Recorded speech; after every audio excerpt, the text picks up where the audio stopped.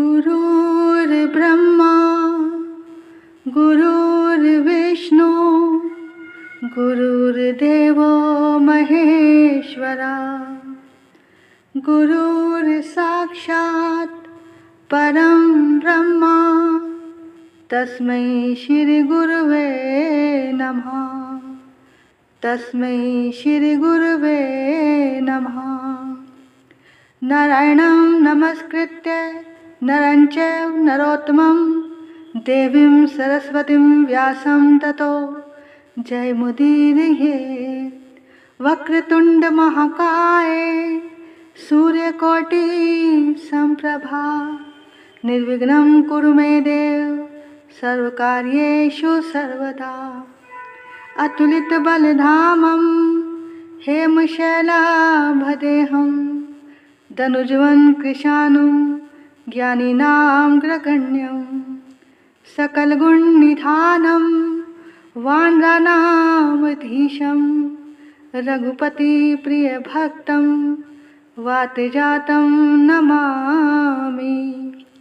हरे कृष्ण कृष्ण कृष्ण हरे हरे, हरे राम राम राम हरे हरे। श्री राधा मेरी स्वामिनी, मैं राधा जी को दास। जन्म जन्म मोहे दीजिए श्री वृंदावन वास। जन्म जन्म मोहे दीजिए श्री वृंदावन वास। सर्वमंगल मांगले शिवे सर्वार्थ साधिके, शरण्ये त्र्यंबके गौरी नारायणी नमोस्तुते, नारायणी नमो। आइए सभी लोग मिलकर माँ की प्रार्थना करेंगे। माँ जगदम्बे तुम हो जगत जननी मैया, ये मेरे भी कष्ट निवारो तो जानू। दुनिया की बिगड़ी बनाई है तूने, ये मेरी भी बिगड़ी सवारो तो जानू।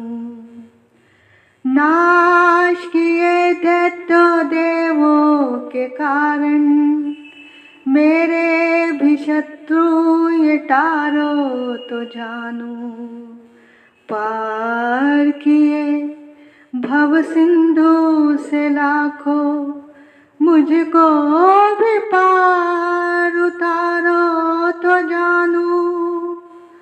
न बुद्धि न बल ना ही भक्ति है मुझ में, यंत्र या मंत्र व तंत्र नाए। पूत कपूत चमन है भो तेरे, माता कुमाता कभी ना कहलाए। मेरी ढिठाई पे ध्यान न दीजो, किसको कहूँ अपना दुखड़ा सुना के। अपने ही नाम की लाज रखो, वरदाती ने खाली फिर उधर पे आके।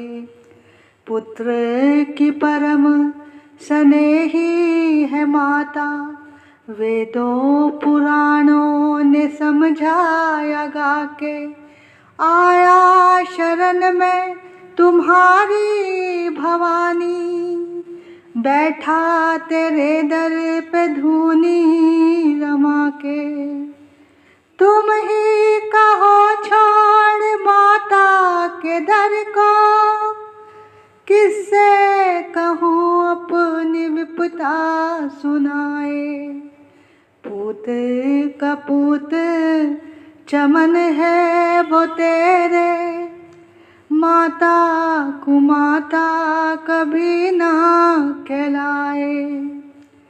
गोदी बिठाओ या चरनी लगाओ, तुझे शक्ति भक्ति का वरदान चाहिए। पतित हूँ तो क्या फिर भी बालक हूँ तेरा, कपूत कभी माता को ध्यान चाहिए।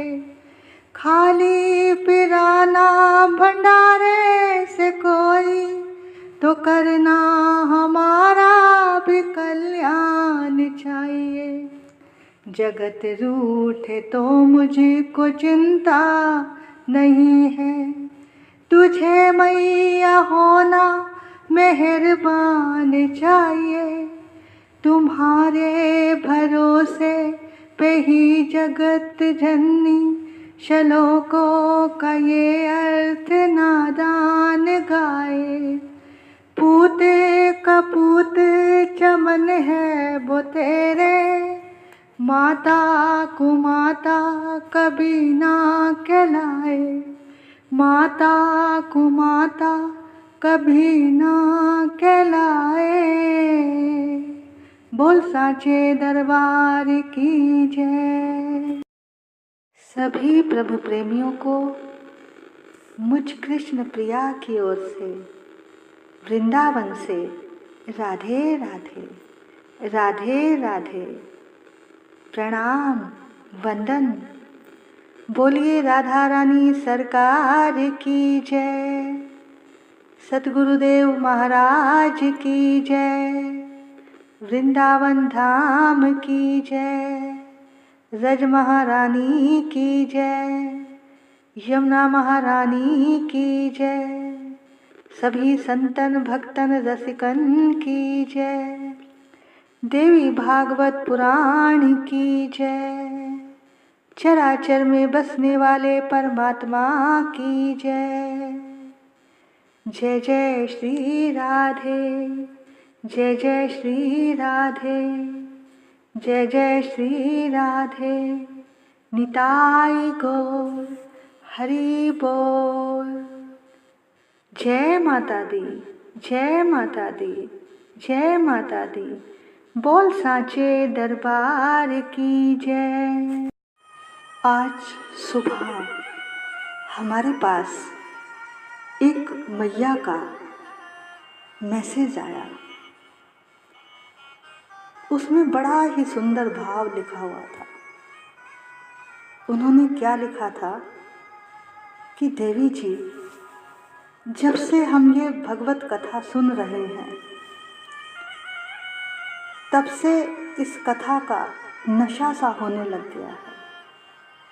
ऐसा लगता है कि बस और कथा सुनो, और कथा सुनो। ये कथा हमको बेचैन करने लगी है। अब एक बेचैनी सी होती है।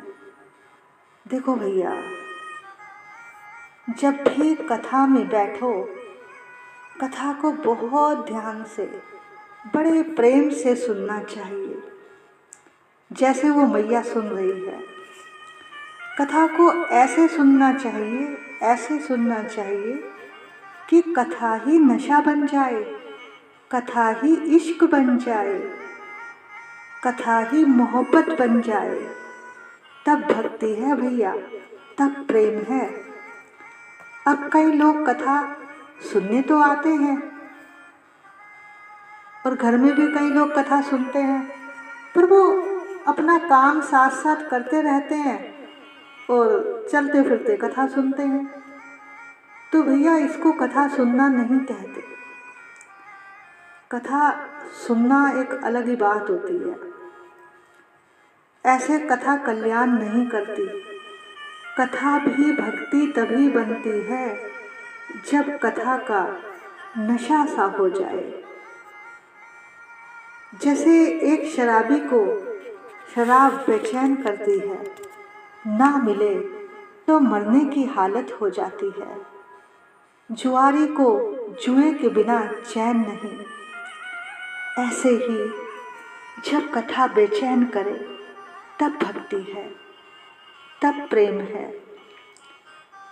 हमने किसी संत से एक सच्ची कथा सुनी थी, वही हम आपको भी सुना रहे हैं। कहते हैं अयोध्या में एक बाबा रहते थे। वो मुसलमान थे, बड़े सिद्ध फकीर थे। वहीं सरयू के किनारे एक पंडित जी कृष्ण कथा सुना रहे थे। वो बाबा, जो फकीर बाबा थे, वो उस समय वहाँ पर टहल रहे थे। उनके कानों में जब उस कथा के शब्द पड़े तो उन्हें कथा बड़ी अच्छी लगी। अब वो भी कथा में जाकर बैठ गए और आरती होने तक कथा सुनते रहे।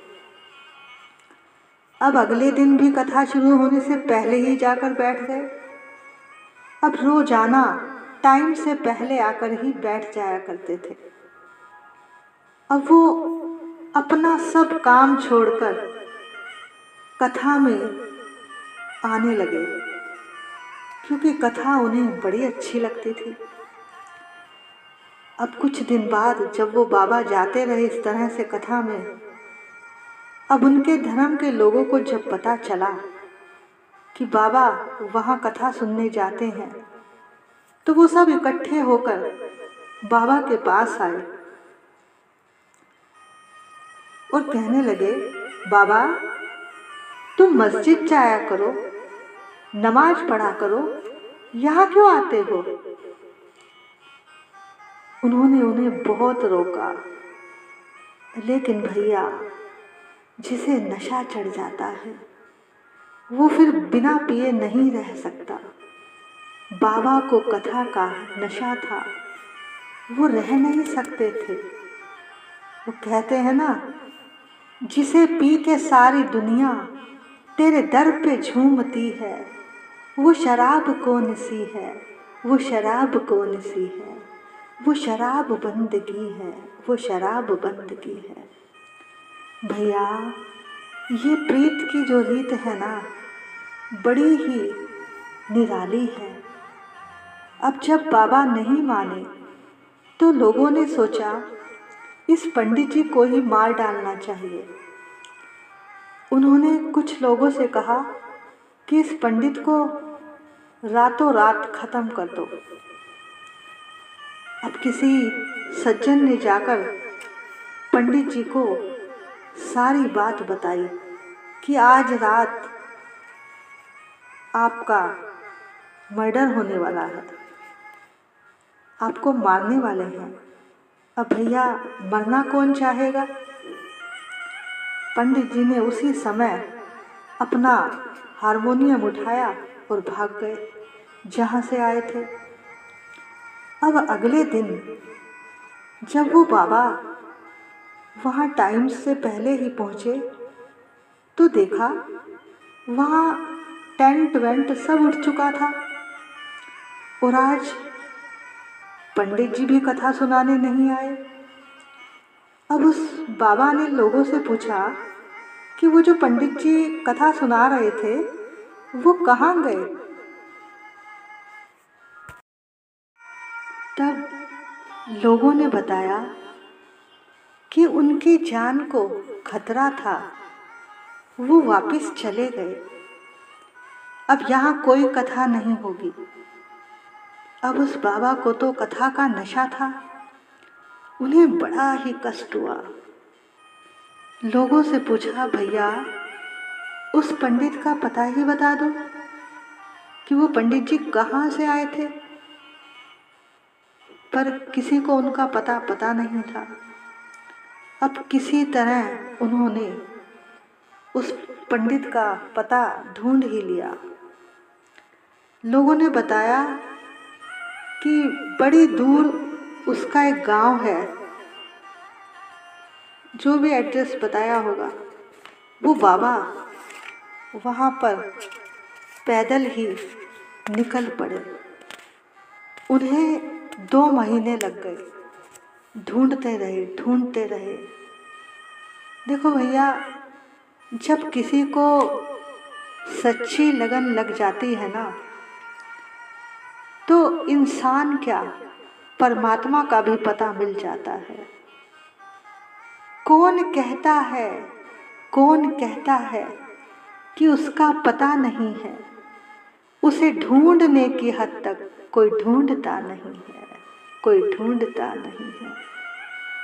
भैया, बाबा की लगन सच्ची थी। आखिर वो पंडित के पास पहुंच ही गए। पंडित जी को जब देखा, देखते ही बाबा उनसे लिपट गए, उन्हें कस के गले से लगा लिया और रोने लगे और कहते हैं, अरे यार पंडित, तुम कितनी अच्छी कथा सुनाते थे, तुमने तो हमसे हमारी खुराक ही छीन ली, हमें जीते जी ही मार डाला, तुम कहाँ चले गए? तब पंडित जी ने बताया कि मुझे वहाँ के लोग मारना चाहते थे, इसलिए मैं वापस आ गया।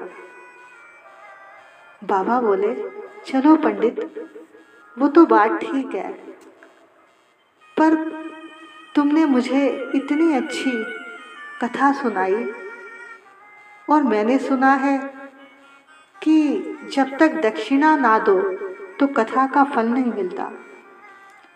अरे पंडित, अपनी दक्षिणा तो ले लो। बाबा ने अपनी जेब में जब हाथ डाला तो जेब में तो कुछ था ही नहीं। वो बार बार हाथ डाले और वापस निकाल लें। पंडित जी समझ गए कि ये तो फकीर बाबा हैं। पंडित जी ने कहा, अरे बाबा, कोई बात नहीं, आपने इतने प्यार से कथा सुनी है, यही हमारी दक्षिणा है। बाबा बोले, नहीं, जो चाहो मांग लो। भले ही उनकी जेब में कुछ नहीं था, लेकिन वो बाबा सिद्ध बाबा थे।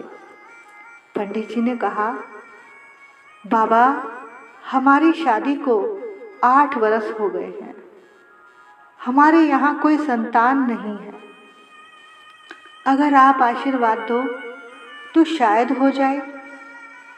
अब वो जो बाबा थे वो खुदा के प्रेमी थे, उनके तार खुदा से जुड़े हुए थे। लेकिन वो जो पंडित जी थे वो अपना पेट पालने के लिए ही कथा किया करते थे, वो कोई भगवान के प्रेमी नहीं थे। देखो भैया, कथा करने वाले लोग भी अलग अलग तरीके के होते हैं। कई लोग पैसा कमाने के लिए कथा करते हैं और कई लोग भगवान के प्रेम में कथा करते हैं। तो वो पंडित जी भगवान के प्रेमी नहीं थे, वो केवल अपना घर चलाने के लिए ही कथा किया करते थे। पर वो बाबा सच्चे फकीर थे।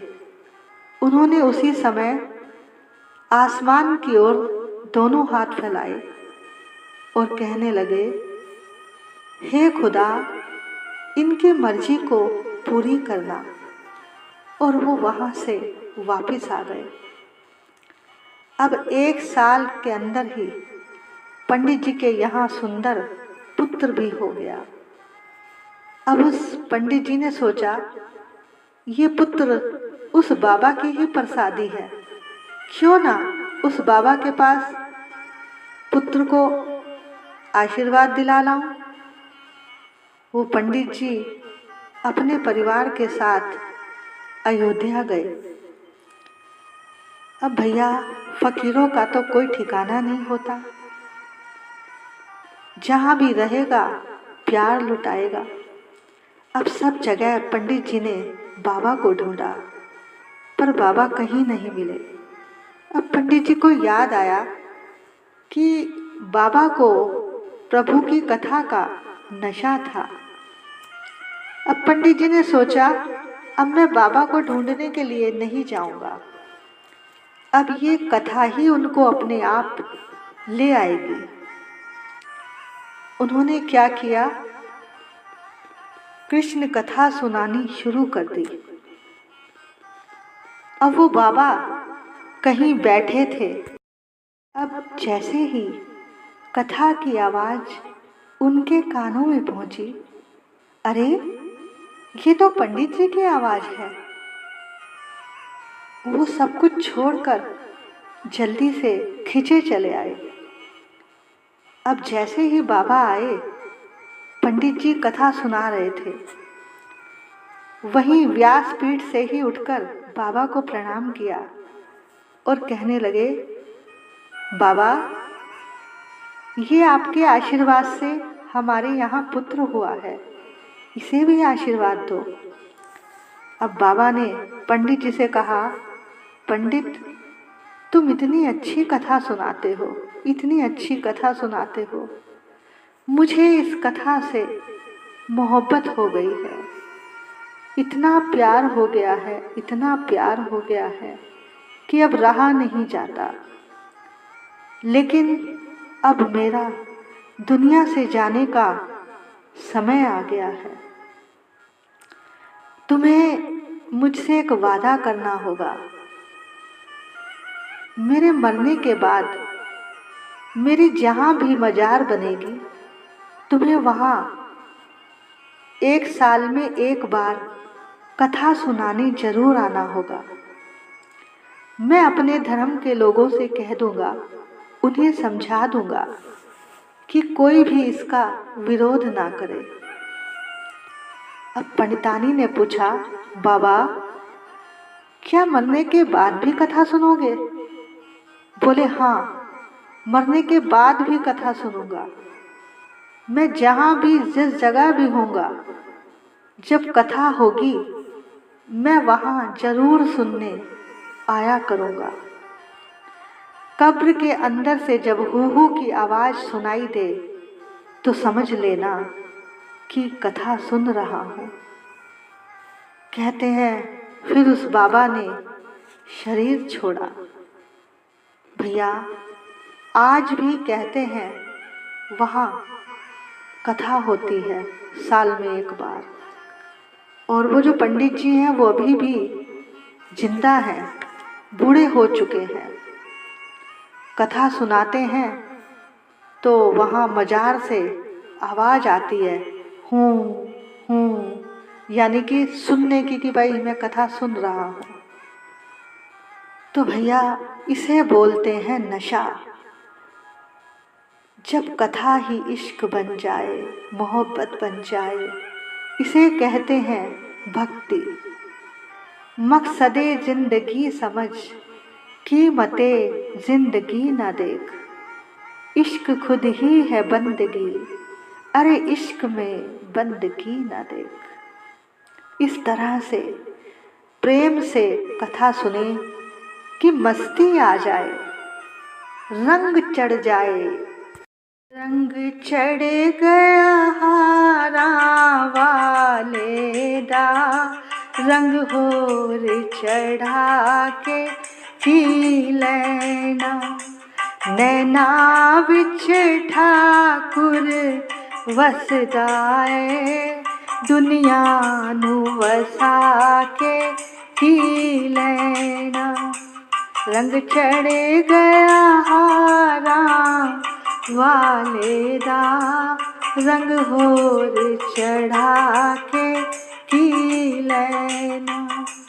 असी वृंदावन विच रहने आ, उथे शाम दा दर्शन पाने आ।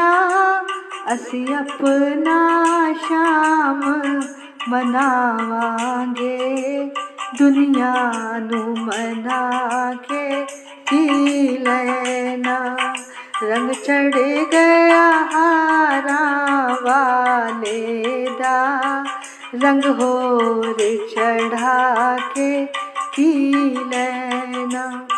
रुत शाम मिलन दी आई है, मेरे मन विच खुशियाँ छाई है। असी वृंदावन विच रहने आ, दुनिया कोल जाके पी लेना। रंग चढ़ गया हारा वाले दा, रंग होर चढ़ा के पी लेना।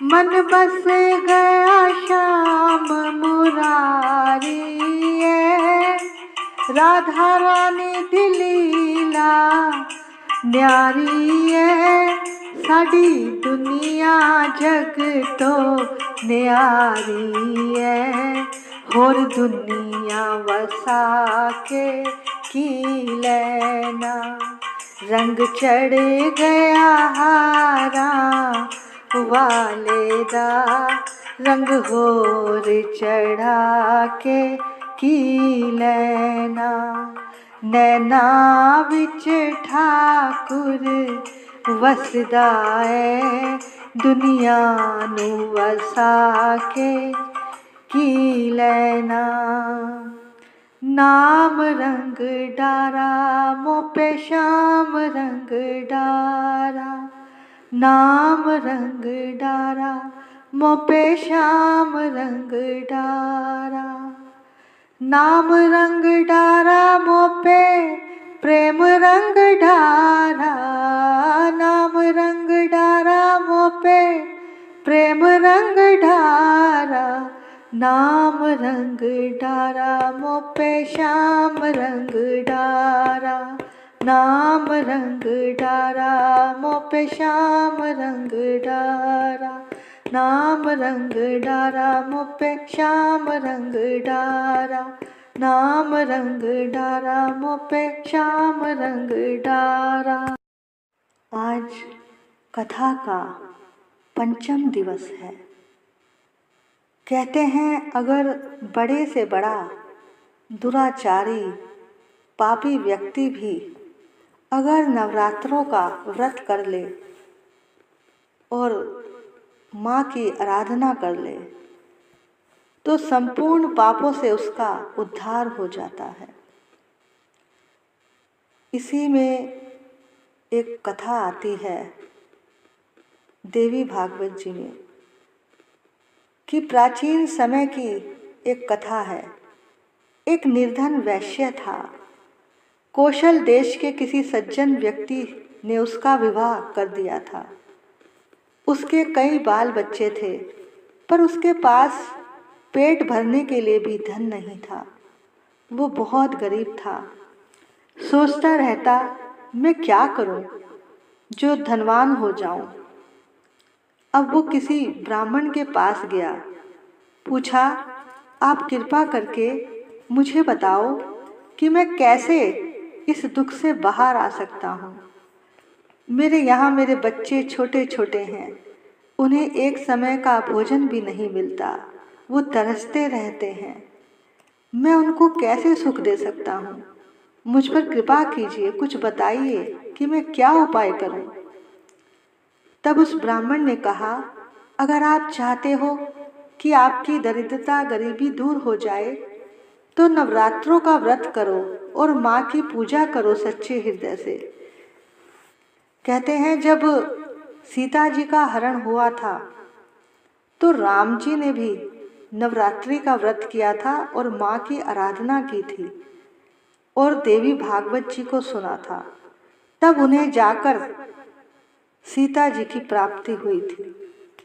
व्यास जी कहते हैं उस ब्राह्मण की बात सुनकर वैश्य ने उन्हें ही गुरु मान लिया और उसने हृदय से माँ भगवती की कथा भी सुनी और नवरात्रों का व्रत भी रखा और आराधना भी की माँ की और कन्या पूजन किया। अब नवरात्रि में अष्टमी वाले दिन माँ भगवती ने प्रकट होकर उसको दर्शन दिए और उसकी गरीबी को हमेशा हमेशा के लिए दूर कर दिया। बोल साचे दरबार की जय। अब एक प्रसंग और आता है देवी भागवत जी में कि एक बार प्रहलाद जी के द्वारा नर नारायण के साथ युद्ध हुआ। तो ये युद्ध कैसे हुआ। एक बार तपस्वी चमन जी नर्मदा नदी में स्नान कर रहे थे तो वहाँ एक भयानक सर्प ने उन्हें पकड़ लिया और खींचकर पाताल लोक में ले गया।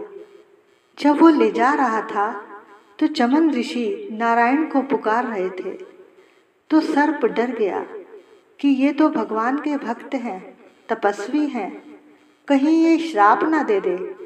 डर से वो चला गया और वो नारायण नारायण पुकार रहे थे, प्रभु का नाम ले रहे थे, जिसकी वजह से उनके शरीर से सारा विष समाप्त हो गया। एक बार छमन जी पाताल में घूम रहे थे।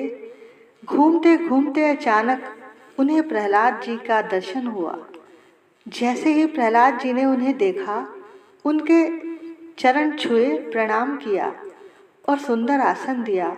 बोले, आप यहाँ पर कैसे? तो उन्होंने वो सर्प वाली सारी घटना बताई।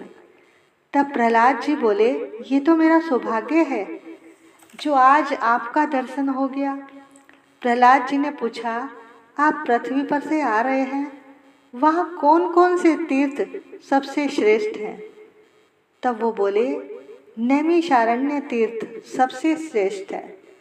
तब प्रहलाद जी के मन में आया, मुझे भी तीर्थ के लिए जाना चाहिए। तो प्रहलाद जी ने नैमिषारण्य जाने का मन बनाया। वो नैमिषारण्य पहुंच गए।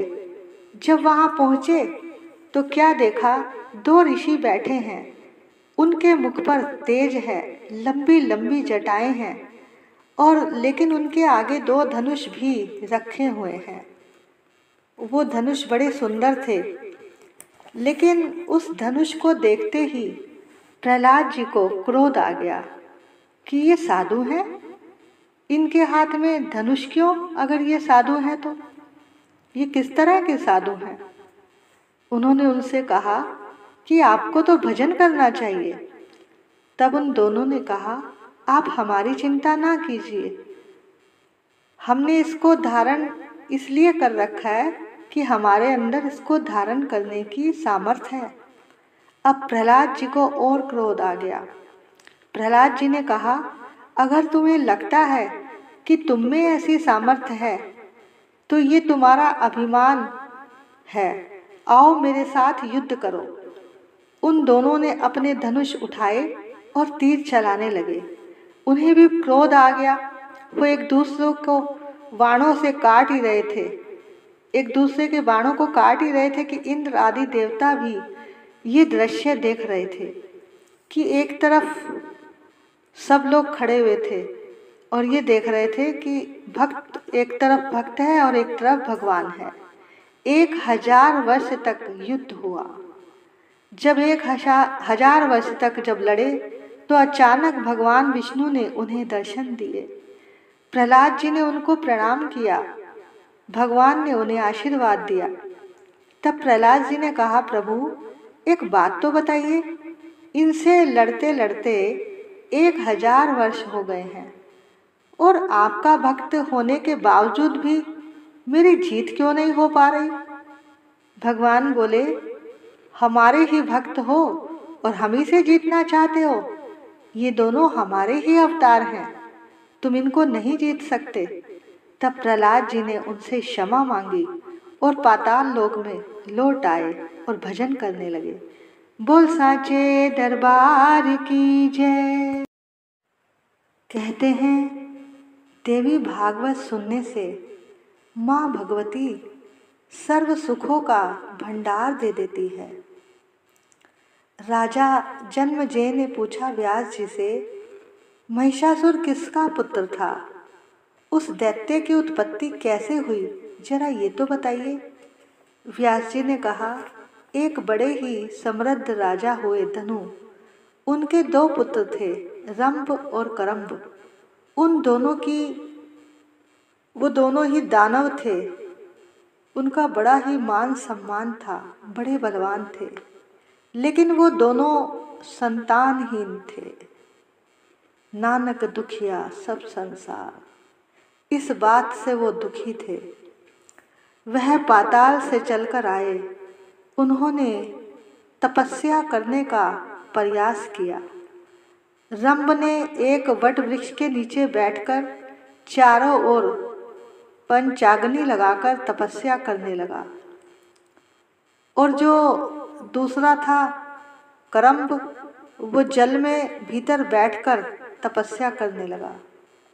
इंद्र को जब इनकी तपस्या का पता चला तब इंद्र ने इनकी तपस्या भंग करनी चाहिए। ये जल के अंदर एक ग्राह बनकर उसके पैर को पकड़कर खींचते चले गए, जिससे वो मर गया। करम्ब रंभ अभी तपस्या कर रहे थे। रंभ के सामने अग्निदेव प्रकट हो गए कि हम तुम्हारी तपस्या से प्रसन्न हैं, जो चाहिए वर मांग लो। तो उसने कहा, हमारे पुत्र नहीं है, एक पुत्र मुझे चाहिए, पर विश्व विजयी पुत्र हो, जिसे कोई जीत ना सके। अग्निदेव ने कहा, तथास्तु, जो तुम चाहते हो वैसा ही होगा। एक बात अग्निदेव ने कही कि जिस भी सुंदर भार्या को देखकर तुम्हारे मन में काम जागृत होगा, उसी के गर्भ से वो महापराक्रमी योद्धा होगा। तब रंभ जब वहां से चलने लगे तो वो आ रहे थे तो रास्ते में एक भैंसी मिली जो युवा थी। अब उस भैंसी को देखकर इनके मन में काम जागृत हो गया। अब उस दानव राज का तेज भैंसी ने धारण किया। रंभ का उसके प्रति बड़ा लगाव था। वो उसकी जाति वाले भैंसे से उसकी रक्षा करता था। एक बार एक भैंसे से उसका युद्ध हुआ। भैंसे ने अपने सींग उसके पेट में मारे और वो मर गया। अब उस भैंसी ने देखा कि इस भैंसे ने मेरे पति को मार डाला है। अपने पति को मरा देख भैंसी घबरा गई और एक वट वृक्ष के नीचे जाकर यक्षों की शरण में गई। यक्ष भी उसकी रक्षा करते थे। अब मरे हुए रंभ को जब दानवों ने मिलकर रंभ को चिता पर रखा, अब अपने स्वामी को चिता पर जाते हुए देख उस भैंसी ने भी दृढ़ निश्चय कर लिया कि मैं भी अपने पति के साथ सती हो जाऊंगी। अब वह भी अपने पति के साथ जलती हुई चिता में जाकर बैठ गई। देखो भैया, इस भारत में पशु पंछी भी अपने धर्म की रक्षा करते हैं, धर्म पर चलते हैं। तो वो जब चिता पर बैठी तभी एक घटना हुई। उसी समय चिता के बीच से एक महिषासुर निकल कर आया। तब महिषासुर का जन्म हुआ। रंभ भी एक दूसरा शरीर धारण करके रक्तबीज के नाम से उत्पन्न हुआ। महिषासुर और रक्तबीज की उत्पत्ति उस चिता में से हुई। राजन, महिषासुर को ना कोई देवता मानव कोई भी नहीं उसे मार सकता था। वरदान के अभिमान में चूर होकर उसने स्वर्ग को पाने का निश्चय किया। तो बड़े बड़े दैत्यों को लेकर दानवराज महिषासुर देवताओं से युद्ध करने लगे और एक दानव से कहा, इस इंद्र को बड़ा अभिमान है। विडाल नामक दैत्य से इंद्र का युद्ध हुआ। तब देवताओं की आवाज आई, जय हो जय हो, देवता जीत गए। अब महिषासुर को क्रोध आया। उसने ताम्र नामक असुर भेजा, जाओ इन देवताओं को मार भगाओ। तभी देवता भी आक्रमण करने लगे। ताम्र भी मूर्छित हो गया। अब दानव भी घबरा गए। तब महिषासुर ने विशाल गदा उठाई और स्वयं देवताओं पर टूट पड़ा।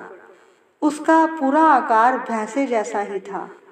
महिषासुर ने एक इसी मायावी शक्ति का प्रयोग किया। वहाँ करोड़ों करोड़ों महिषासुर हो गए। अब देवता भी घबराने लगे और भागने लगे। भगवान विष्णु ने जब देवताओं को भागते हुए देखा तो उन्होंने अपना सुदर्शन चक्र छोड़ा। उससे माया की सारी रचना समाप्त हो गई। जितने राक्षस थे वो सब खत्म हो गए। उस युद्ध भूमि में भगवान शंकर भी देवताओं की सहायता करने लगे। विष्णु जी और शंकर जी युद्ध करते रहे। तप की कितनी महिमा है। जो भगवान का भजन करते हैं वो साधारण नहीं होते। उनमें देखो कितनी शक्ति आ जाती है। भगवान विष्णु और शंकर भी अब युद्ध छोड़कर चले गए। देवता युद्ध कर रहे थे। इंद्र ने जब देखा कि नारायण भी चले गए तो वो भी जाने लगे। जब महिषासुर ने इंद्र को जाते देखा तो उसके ऐरावत हाथी पर अपना अधिकार जमा लिया, स्वर्ग पर भी अधिकार जमा लिया। 100 साल तक युद्ध करने के बाद इंद्र लोक को पा लिया। महिषासुर ने सब जब पा लिया तब सब देवता ब्रह्मा जी की शरण में गए। ब्रह्मा जी बोले, महिषासुर को वरदान का बहुत अभिमान है, उसे कोई स्त्री ही मार सकती है, पुरुष नहीं मार सकता। वो बोले, चलो शंकर जी के पास चलते हैं। तब शंकर जी ने कहा कि चलो नारायण जी के पास चलते हैं। वहाँ जाकर सब बोले, महाराज ये महिषासुर जो है इससे सारी पृथ्वी भयभीत है, देवता भी डर रहे हैं, कुछ कीजिए प्रभु। भगवान बोले, आप सबको पता है कि हमने उससे युद्ध किया था, इसे वरदान मिला हुआ है, वो किसी स्त्री के हाथ से ही मरेगा। तो हम ऐसा करते हैं, हम सबका जो तेज है, जो शक्ति है, वो एक ही जगह अगर केंद्रित हो जाए तो महिषासुर का वध हो सकता है। तब उन तीनों ने अपना तेज इकट्ठा किया, जिससे एक बनी परम सुंदर स्त्री का रूप महालक्ष्मी प्रकट हो गई। बोलो महालक्ष्मी की जय। उसमें से सत्य रज तम ये तीनों गुण प्रकट हुए। 18 भुजाओं वाली थी। तब समस्त देवताओं से कहा, सबके पास जो भी अस्त्र शस्त्र आभूषण तुरंत हैं वो तुरंत भवानी को दे दिए जाएं। जब यह वस्त्र आभूषण धारण करके शस्त्र हाथ में लिए जब विराजमान हुई तब ऐसी सुंदर छवि हो गई जिससे सभी के दिल मोहित हो जाएं। देवताओं ने अर्चन वंदन किया, प्रार्थना की। तब जगदम्बा ने कहा, देवताओं आप उस महिषासुर से निश्चिंत हो जाओ, मैं शीघ्र ही उसे संग्राम में मार डालूंगी।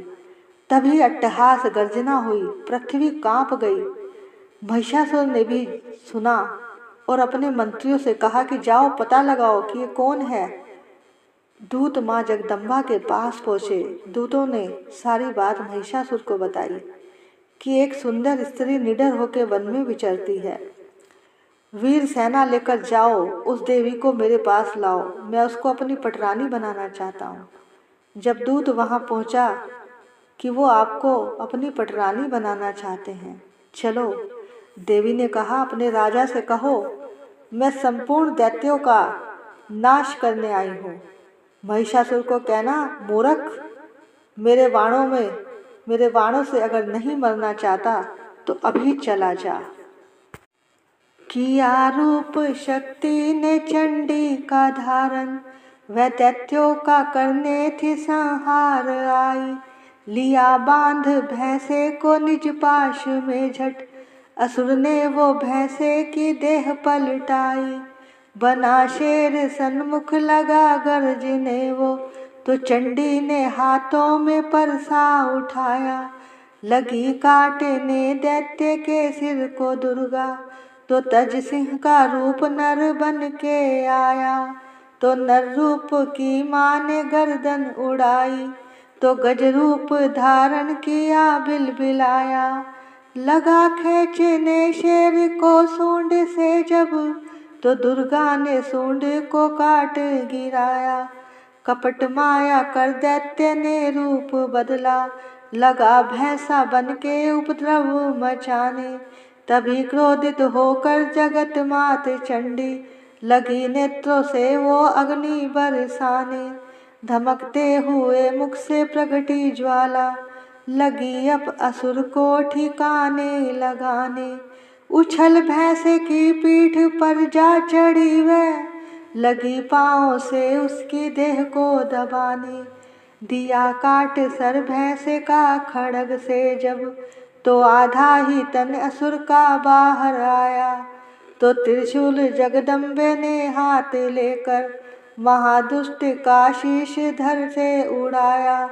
चली क्रोध से मैया ललकारती तब, किया पल में दैत्यों का सारा सफाया। चमन पुष्प देवों ने मिलकर गिराए, अप्सराओं व गंधर्वों ने राग गाया, आदिशक्ति ने जब किया महिषासुर का नाश। सभी देवता आ गए तब माता के पास। पहाड़ा वाली माँ तेरी जय हो, ऊंचिया मंदिरा वाली माँ तेरी जय हो। तेरी जय हो, तेरी जय हो, मेरी राज रानी माँ तेरी जय हो। पहाड़ा वाली माँ तेरी जय हो। किन किन मैया तेरा भवन बनाया, किन किन मैया तेरा भवन बनाया। किन किन चवर झुलाया मेरी माँ तेरी जय हो।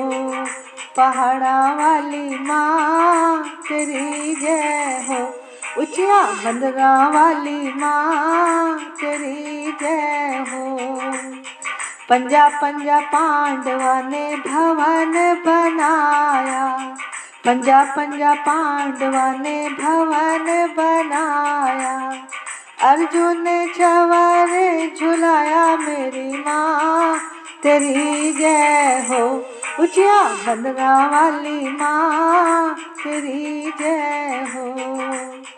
हाथ कटोरी केसर रोली, हाथ कटोरी केसर रोली।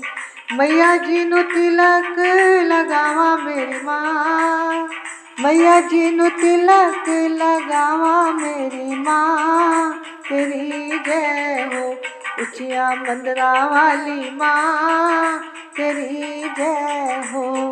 पहाड़ा वाली माँ तेरी जय हो। सुआ सुआ चोला लगी है किनारी, सुआ सुआ चोला नाल लगी है किनारी। मैया नु श्रृंगार करावा मेरी माँ तेरी जय हो। पहाड़ा वाली माँ तेरी जय हो। ऊंचिया मंदिरा वाली माँ तेरी जय हो। पान सुपारी ध्वजा नारियल, पान सुपारी ध्वजा नारियल। पहलड़ी भेंट चढ़ावा मेरी माँ तेरी जय हो। ऊंचिया मंदिरा वाली माँ तेरी जय हो। गिरिया छुहारा सोगी मेवा, मैया जी नु भोग लगावा मेरी माँ तेरी जय हो। पहाड़ा वाली माँ तेरी जय हो। ऊंचिया मंदिरा वाली माँ तेरी जय हो। तेरी जय हो, तेरी जय हो, तेरी जय हो, तेरी जय हो, मेरी राज रानी माँ तेरी जय हो। पहाड़ा वाली माँ तेरी जय हो। ऊंचिया मंदिरा वाली माँ तेरी जय हो। बोल साचे दरबार की जय, जयकारा शेरा वाली दा। बोल साचे दरबार की जय। जय माता दी, जय माता दी। आज की कथा को हम यहीं पर विश्राम देते हैं, आगे की कथा कल होगी। जय माता दी, जय माता दी। सभी मिलकर माँ की आरती करेंगे। मैया तेरी आरती से अंधेरा ढले, जगदम्बे तेरी आरती से अंधेरा ढले। भक्त के अंधेरे घर में रोशनी चले। जय जय भवानी, जय जय भवानी, जय जय भवानी, जय जय भवानी। राजा की हवेलियाँ निर्धन की झोपड़ी, राजा की हवेलियाँ निर्धन की झोपड़ी, तेरी दया है तो ये धरती पे है खड़ी, धरती पे है खड़ी। माँ कौन है यहाँ जो तेरा आसरा न ले, माँ कौन है यहाँ जो तेरा आसरा न ले। भक्त के अंधेरे घर में रोशनी जले, जय जय भवानी, जय जय भवानी। मैया तेरी आरती से अंधेरा ढले, जगदम्बे तेरी आरती से अंधेरा ढले। भक्त के अंधेरे घर में रोशनी जले, जय जय भवानी, जय जय भवानी, जय जय भवानी, जय जय भवानी।